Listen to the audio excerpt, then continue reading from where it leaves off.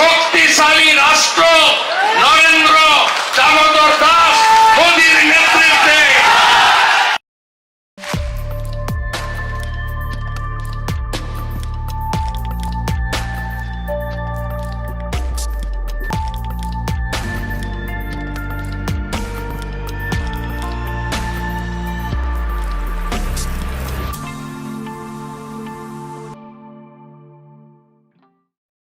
মির্জা ফখরুল কইছে না পশ্চিমা শক্তি বিএনপি ক্ষমতা দেখতে চায়, মনে আছে না? আবার শোনেন। বিএনপিকে দেখতে চায় এখন আন্তর্জাতিক বিশ্ব এবং বাংলাদেশের মানুষ।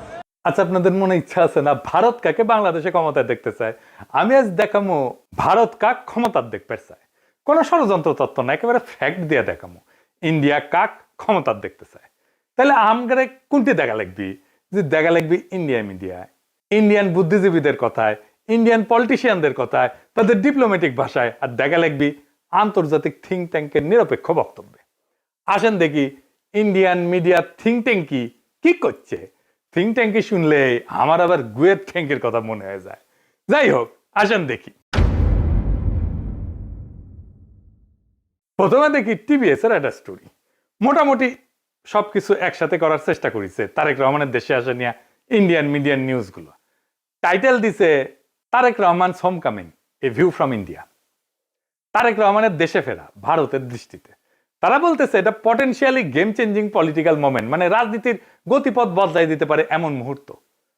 এখানে ওরা করছে, এটা পত্রিকা লিখেছে, ইংরেজিতে লিখেছে, ইংরেজি যেহেতু লিখেছে ঠিকই লিখেছে, তাই না? এটা বাংলা করলে বোঝা যায়।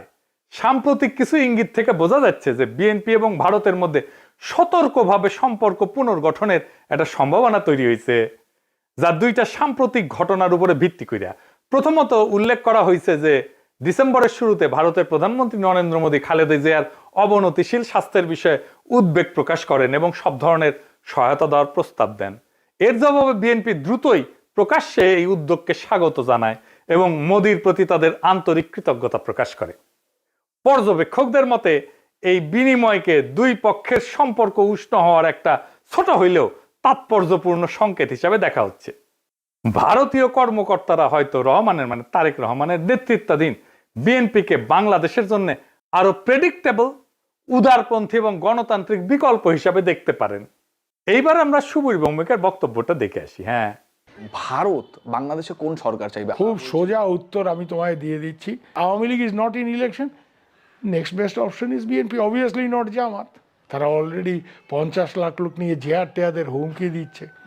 ফলে জামাত অবভিয়াসলি ইন্ডিয়া চাইবে না। অত অনেক কথা, ডিপ্লোম্যাটিক কথা বলে তো লাভ।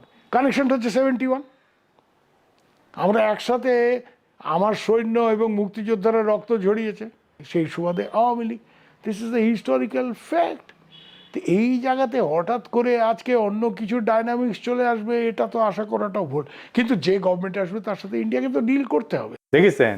এবার আরেকটা স্টোরি দেখি। ঢাকার রাজনীতি শেখ হাসিনার বাইরে সরে যাওয়ায় ভারত হাত বাড়াচ্ছে বাংলাদেশ জাতীয়তাবাদী দলের দিকে। এখানে বলা হয়েছে মোদী যে খালেদা জিয়ার স্বাস্থ্যের খোঁজ নিচ্ছে, সেটা হইতেছে সিগন্যাল যে বিএনপির সাথে এনগেজ হইতেছে ইন্ডিয়া হাই লেভেলে। বুঝে চাও?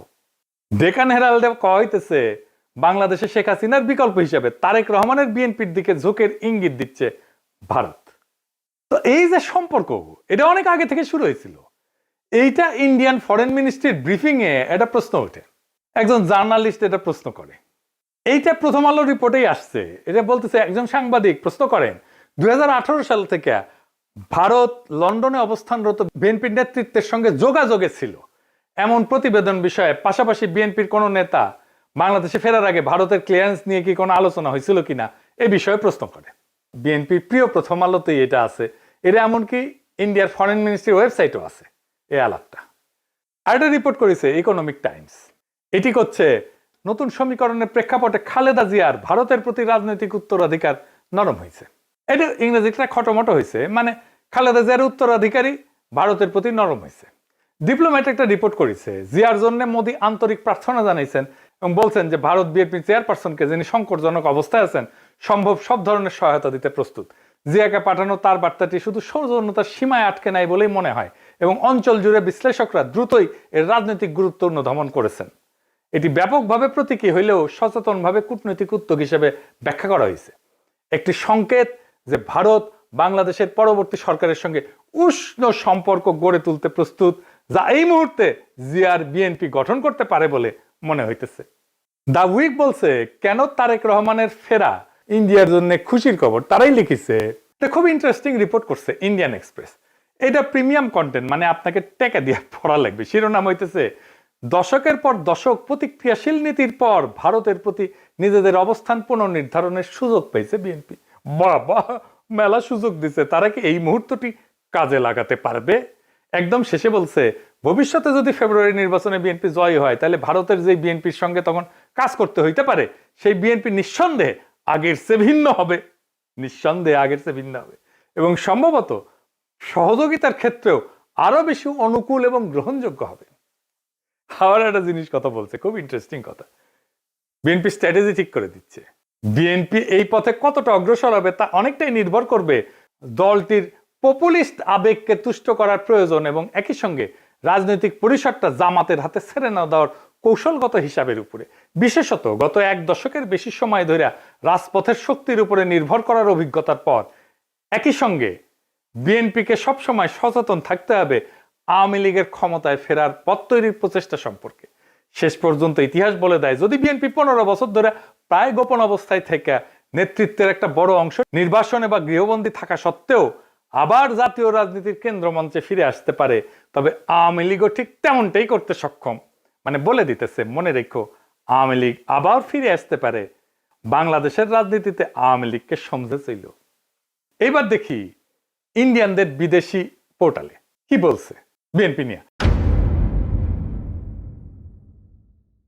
ইউরেশিয়া বলতেছে, ইংরেজি যেতে কইছে ঠিকই কইছে, তাই না? ভারত এবং বিএনপি উভয় উগ্র ইসলামপন্থী জামাত ইসলামীকে দূরে রাখার বিষয়ে আগ্রহী। এর লক্ষ্য হইল ভারত বাংলাদেশের সাথে ক্ষতিগ্রস্ত সম্পর্ক পুনর্গঠন করা এবং নিষিদ্ধ আওয়ামী লীগের রাজনৈতিক বৈধতা পুনঃপ্রতিষ্ঠার জন্য একটা সুযোগ সৃষ্টি করা। বুঝতে চাও?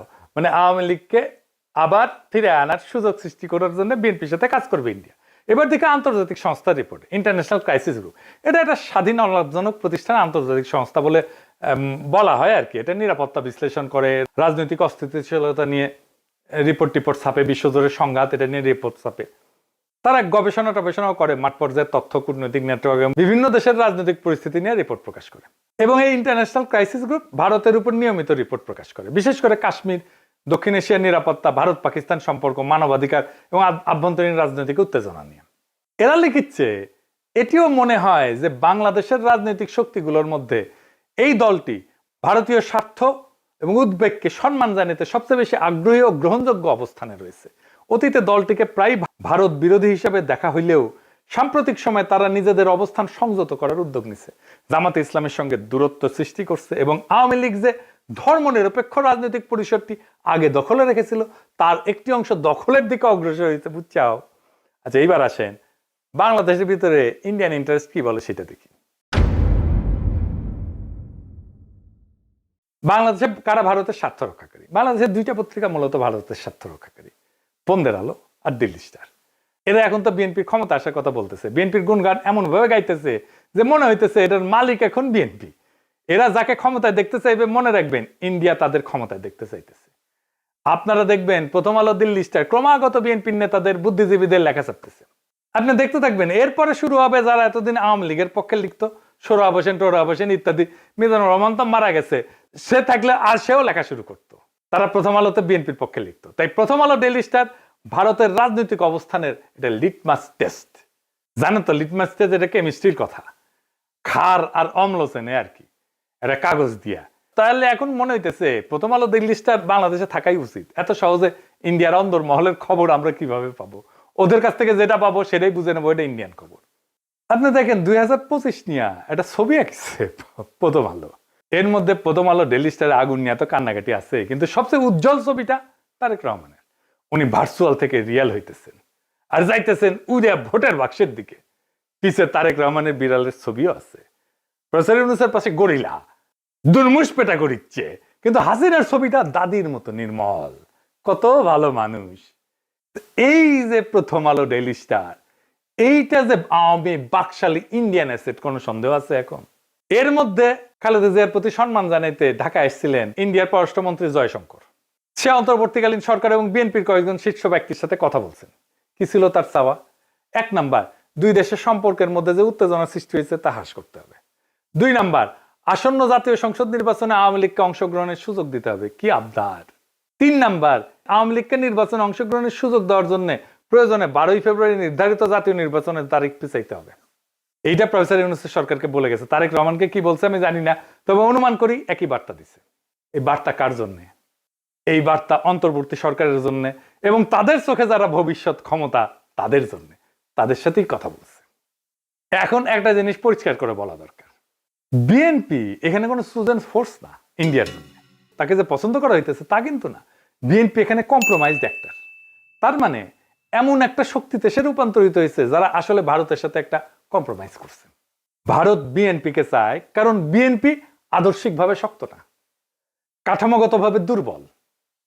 যেই দল 15 বছর টিকে ছিল নির্বাসনে, মামলা হামলা গ্রেপ্তার গুনখুনে, আন্তর্জাতিক সহানুভূতিতে, আমাদের মতো ইন্ডিভিজুয়াল অ্যাক্টিভিস্টদের মরাল সাপোর্টে এবং অ্যাক্টিভিটিতে, সে দল জানে ক্ষমতায় ফেরার জন্য কোথায় নতি স্বীকার করতে হবে।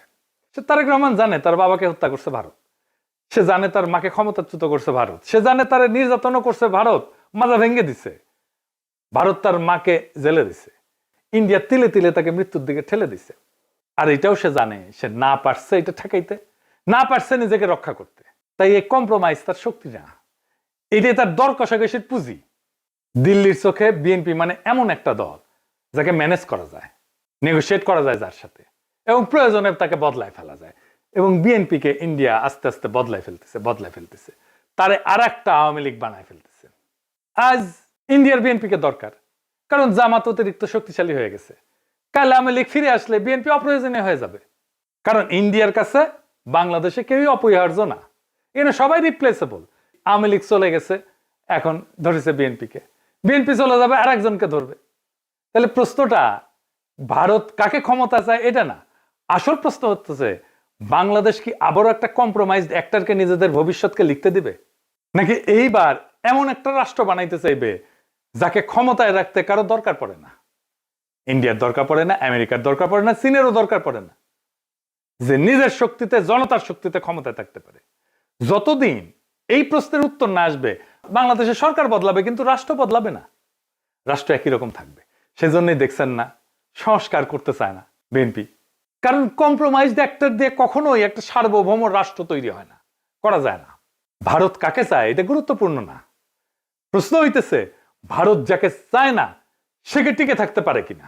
আমাদের এমন রাষ্ট্র করতে হবে, আমাদের এমন নেতা বাইছে নিতে হবে ইন্ডিয়া যাকে চায় না কিন্তু সে টিকে থাকতে পারে।